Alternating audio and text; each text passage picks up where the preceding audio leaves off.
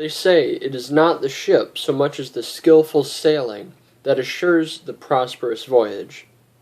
I think that there's a lot of truth in this quote because it represents the situation that I have right now. I have some good things going for me, but I can only take advantage of them if I put forth the effort and earn my way there. I've always been good at science. It has always just been one of the subjects that I haven't had to study a lot for. I've also always been pretty good with tests. Some people get nervous and can't focus under pressure, but it's never been an issue for me. Although these are nice because of them, I've slacked off in other ways. One of the ways is that I don't really have good study habits. It's really hurt me in school, especially with the classes that I don't like as much. It's a challenge that I'm working on overcoming so that when I go to college it will no longer be an issue. Math is also always been a challenge for me. I try and study math at home, but it always seems to be so obscure I usually end up getting distracted by other things. Though something I have found that helps is when I can apply it to something either in real life or in a theoretical situation, versus just doing math for the sake of doing math. Also, it took me time to find a positive social group. I used to hang out with a crowd that always seemed to be complaining about something and never could be happy. They were all consumed in little things that didn't really matter at all. I got tired of feeling that way, and I turned myself around with the help of friends that were in a more positive social group that I'm a part of today.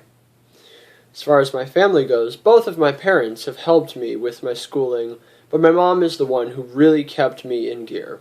Whenever I was being lazy, and still continue to be lazy, she would help to get me back on track. She's helped me a lot. They're both so happy, though, that I've found something that I really want to strive for. Without both of them backing me up, I wouldn't be pushing for this goal. I would have set my sights a lot lower. Some information about me: I love to sail. I've been a part of the Sea Scouts for almost 5 years now, and I've learned to sail on larger boats and dinghies. I've been sailing competitively on high school teams for many years. I love to ride my bike. I've been biking since before I even moved out here from Minnesota. It has always been a good way for me to decompress. Last summer I biked to Seattle and back twice. This year I hope to go even further. I enjoy airsofting, but I don't get to do it too often. It's great to be able to meet up with friends and spend the day just hanging out, airsofting, and yeah. But when it's done, we always end up super tired, but we all had a good day. I love to tie knots. For me, tying knots is another great way for me to clear my mind or calm down. I prefer to tie decorative knots because they look really good afterwards, and the praise from others is pretty good too. My career goal is that I will work in a skilled or professional position in the maritime field by the age of 25. My personal goal is that I will own a 30 to 40 foot sailboat by the age of 30. These are the goals that I have on my high school and beyond plan.